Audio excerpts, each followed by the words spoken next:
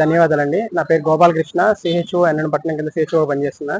ఈరోజు జిల్లా ధర్నా కార్యక్రమం యొక్క ముఖ్య ఉద్దేశం ఏంటంటే, మాకు గవర్నమెంట్ ఆఫ్ ఇండియా నుంచి మెయిన్ రావాల్సినటువంటి గైడ్లైన్స్ ప్రకారంగా మాకు రావాల్సిన బెనిఫిట్స్ ఏవైతే ఉన్నాయో వాటిని నెరవేర్చమని చెప్పి ఇప్పుడు ఉన్నటువంటి కూటమి పెద్దలకి, గవర్నమెంట్కి, చంద్రబాబు గారికి, పవన్ కళ్యాణ్ గారికి మేము విన్నవించుకోవడానికి మా యొక్క నిరసన తెలియజేయడానికి ఈ జిల్లా ధర్నా కార్యక్రమం చేపట్టామండి.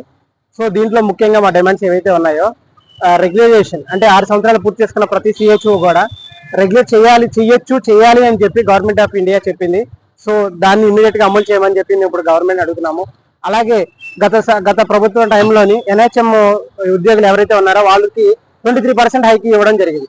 సో అందులో నుంచి మా క్యాడర్ మాత్రమే మినహాయించి మిగతా వాళ్ళకి ఇవ్వడం జరిగింది. కాబట్టి ఇమీడియట్ గా వెంటనే ఆ 23% హైక్ ఏదైతే ఉందో అది కూడా ఇంప్లిమెంట్ చేయమని చెప్పి ఇప్పుడు ఉన్న గవర్నమెంట్ కి మేము విన్నపం చేస్తున్నాము.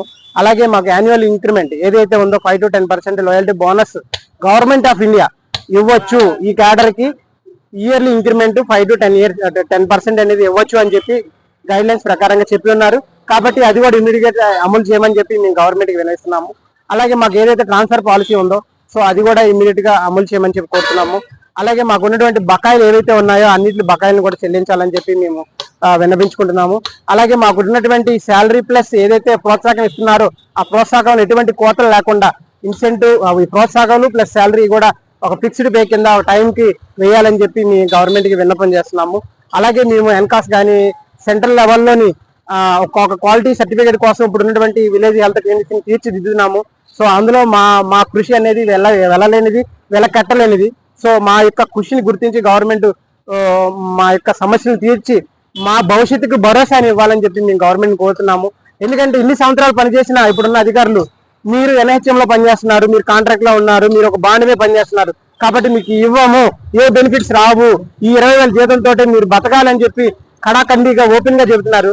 సో ఒక భరోసా, ఒక ఫ్యూచర్ మీద ఒక భరోసా, ఒక భద్రత లేని ఉద్యోగాన్ని మేము ఏ రకంగా చేస్తామని చెప్పి ఈ మీడియా ముఖంగా ఇప్పుడున్న సీఎం గారిని అలాగే డిప్యూటీ సీఎం గారిని మేము కోరుకుంటున్నాము.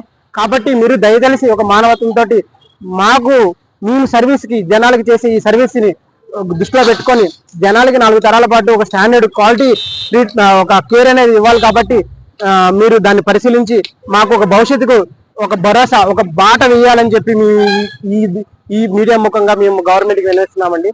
సో దయచేసి మాకున్నటువంటి ఈ గవర్నమెంట్ ఆఫ్ ఇండియా ఏదైతే చెప్పిందో వాటి ఉన్నటువంటి ఆ పాయింట్స్ అన్ని కూడా అమలు చేయాలని చెప్పి మేము మీడియా ముఖంగా అధికారులందరికీ కూడా విన్నవించుకుంటున్నామండి. Thank you.